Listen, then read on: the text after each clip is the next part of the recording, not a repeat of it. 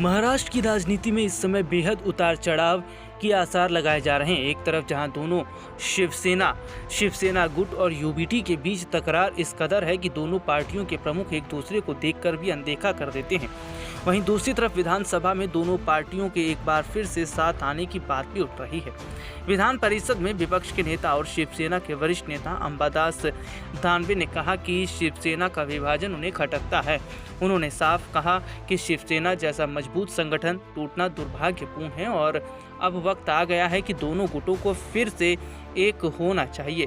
दानवे ने कहा कि हम सत्ता के लिए पैदा नहीं हुए, सत्ता आती जाती रहती है, लेकिन संगठन की एकता सबसे बड़ी ताकत है।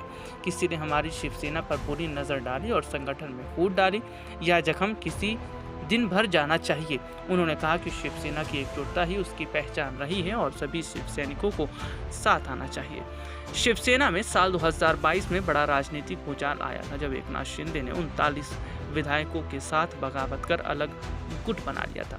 इसके बाद शिंदे बीजेपी के साथ सरकार में शामिल हो गए और अब महाराष्ट्र के उप मुख्यमंत्री हैं। दानवे ने कहा कि राजनीतिक बदलाव होते रहते हैं, लेकिन वैचारिक एकता और मूल संगठन की भावना बनी रहनी चाहिए।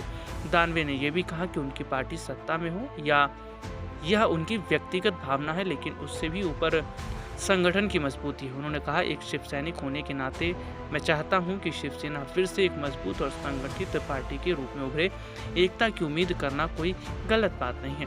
दरअसल अपने दर्शकों को बता दें कि हाल ही में कुछ समय पहले जब महाराष्ट्र के मुख्यमंत्री देवेंद्र फडणवीस ने उद्धव ठाकरे से मुलाकात की थी, उसके बाद ये कहा जाने लगा था कि क्या अब एकनाथ शिंदे को महायुति से बाहर का रास्ता दिखाया जा सकता है और उद्धव की एंट्री महायुति में होती नजर आएगी। खैर, स्थिति जो भी हो, लेकिन एक बात तो साफ है कि उद्धव और एकनाथ शिंदे के बीच आज भी 36 का आंकड़ा ही देखने को मिलता है।